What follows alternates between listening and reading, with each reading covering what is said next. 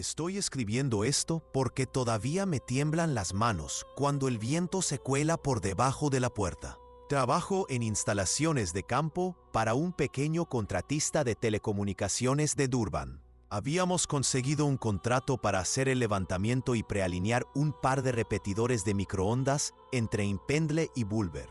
Solo 3 tipos, una Vaki y suficientes bridas como para tejer una red. Éramos yo, Sbu 33, Pieter 36, todo gorro de lana y chistes secos, y Temba 39, que podía levantar un generador él solo y siempre llevaba 2 linternas frontales de repuesto. Conocíamos la zona de vía. No la conocíamos a las 12 de la madrugada, cuando los carrizales silban. Pedimos acampar junto a una vieja escuela misional porque estaba en el centro de las colinas que teníamos que subir. El cuidador, Ubaban Lobu, nos hizo señas para que pasáramos por la reja oxidada y nos contó con los ojos como quien intenta recordar caras. Dijo, si tienen que dormir, duerman alto. Le dio un puntapié a uno de los ladrillos bajo su cama de hierro. Me reí porque sonaba a chiste, y él no. Pieter me cazó la mirada y frunció la boca como diciendo, deja hablar al hombre. Camina abajo, dijo Baba. Le gusta el borde de la manta. No dejen comida. No silben por la noche, y si oyen su nombre, no respondan. Lo dijo como quien te indica dónde está el botiquín. La primera tarde sabía a humo de leña y alivio. Habíamos conducido todo el día por huellas, discutido rumbos sobre un mapa que no quería quedarse plano, y por fin, la carne chisporroteaba en la olla. Themba siempre traza una línea de ceniza alrededor de su tienda. Dice que mantiene fuera a los escorpiones y a la mala suerte terca. Pieter le dijo que era un desperdicio de buena ceniza y aún así lo ayudó. Un perro callejero se acercó al fuego y se dejó caer como si fuera el dueño del lugar. Y lo dejamos, porque todo campamento mejora con un perro. Había un columpio viejo cerca del patio de la misión donde el viento hacía chirriar una cadena. Sonaba como un niño practicando una sola nota y fallándola. Primera cosa rara, el generador se sacudió hacia la tienda en la noche. Sé que las máquinas no se comportan así, pero la mañana nos delató. Un perno se había aflojado casi del todo. La llave inglesa yacía en el polvo a 1 metro, y algo, no voy a decir qué aún, había dejado huellitas en la tierra roja. 3 dedos. No de perro. No de nada que yo reconociera. Mi botella de agua tenía leves hendiduras redondas, como si alguien hubiera intentado morderla y la hubiera encontrado demasiado dura. Daman rockero. Aunque ni él sonó convencido. Themba se frotó la nuca. La gente dice, empezó, y se cayó con un encogimiento de hombros. Nadie quiso pisotear la advertencia del cuidador con risas a esas horas. No después de ver las huellas deslizarse bajo un arbusto espinoso y desvanecerse. Más tarde, rellenando queroseno y pan, porque habíamos subestimado cuánto queroseno quemaríamos para pelearle al frío, el dueño de las pasas se fijó en nuestras tarjetas de campamento y preguntó dónde nos alojábamos. Cuando describimos la misión, asintió como asienten quienes miran una tumba que aún no están listos para visitar. My brew, le dijo a Pieter, con esa forma rural de mezclar amigo y advertencia. No silben de noche, por eso viene. Lo prometimos porque eso es lo que dices cuando alguien con edad de ser tu tío convierte una sugerencia en regla. De vuelta, igual hice un chiste, frunciendo los labios en una cancioncita justo cuando la Vaki saltó una rejilla para ganado. El viento pareció contener el aliento. En algún lugar de la hierba, algo respondió a la forma de mi nota. No al tono, como si no supiera, sino a la forma. Pieter me miró tan serio que guardé la lengua. Esa noche, el perro no quiso acercarse a las tiendas. Se quedó en los escalones de la misión, erizado, mirando nada más cómo se movían nuestras sombras. Me dormí con los tobillos cómodamente calientes dentro de los calcetines, las patas del catre puestas sobre ladrillos porque, después de la advertencia de la espasa, yo andaba de cinturón y tirantes. Algo me arrancó del sueño como un pescador clavando el anzuelo. El catre se estremeció, se me enfriaron los pies. No me moví. Que es algo que aprendes en el monte. Primero te congelas, luego piensas. La pared de nailón se hundió junto a mi rodilla con la presión lenta de una mano. 5 dedos largos, demasiado largos, empujando la tela, sin aliento, solo el sonido de alguien tratando de no respirar. En el suelo, la ceniza que Temba había espolvoreado antes se emborronó como si un talón pequeño la hubiera pisado. No despertamos a Pieter. Ya estaba en cuclillas junto a su catre, ojos como brasas, la mano rodeando una linterna que no encendía. Temba articuló, sin voz. ¿También tocó tu tienda? Asentí y solo entonces noté mi nombre en mi propia lengua, listo para salir pidiendo ayuda. ¡Me lo tragué! Pasamos las horas más frías escuchando el peso de la oscuridad aplastar la lona y al columpio seguir fallando la misma nota. Al amanecer cargamos los catres hasta el pórtico de la misión, como cobardes, y preparamos café.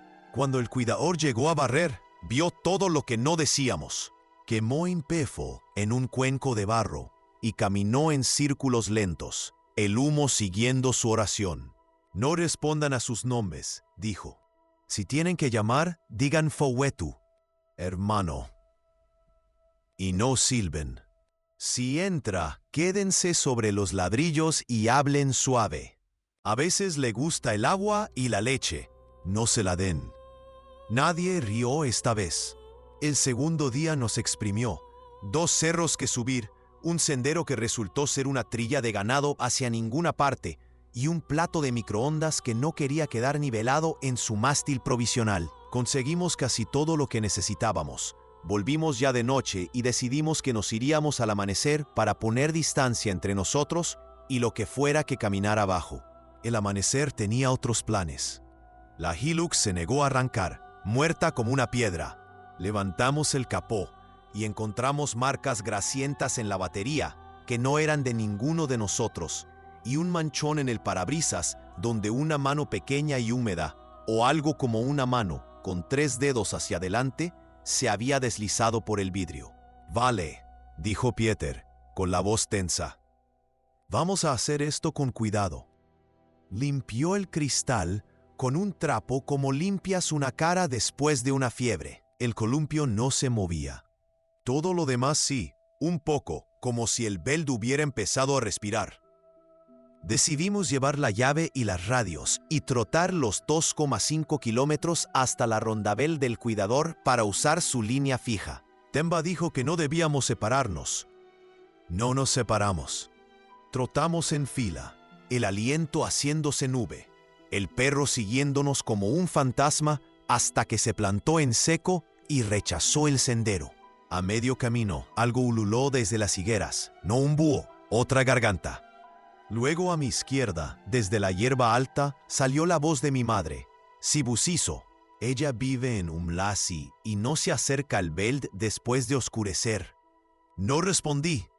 Siguió el nombre de Temba, luego el de Pieter en boca de un niño, sílabas aplastadas como masilla. La cosa que nos marcaba el paso usó mi propio silbido de 3 notas, incorrecto y sin aliento.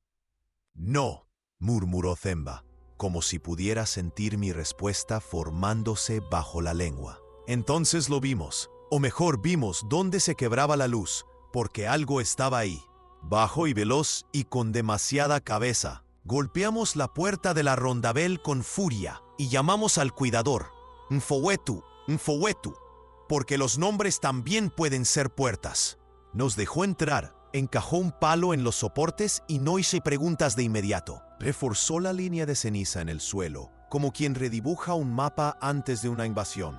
Mano tranquila, muñeca cuidadosa. Oímos algo repiquetear en la pared exterior y deslizarse a lo largo como si no pudiera encontrar la junta. El cuidador alzó aún más su cama de hierro sobre ladrillos y nos hizo quedarnos de pie con él sobre los listones, como niños ensayando un baile. Dijo oraciones en voz baja que olían a hierba seca y lluvia. La cosa de afuera volvió a probar nuestros nombres con una voz casi correcta. Arrastraba algo que sonaba a saco de juncos mojados. Cuando llamó, usó los nudillos y dio 3 golpecitos cortés. El amanecer es una clase de misericordia. Con la luz del día, lo que nos cazaba se sintió de pronto como un rumor que nos había tomado prestados los huesos para ponerse de pie. Encontramos un regalo, o una advertencia, colocado con pulcritud junto al umbral de la rondabel.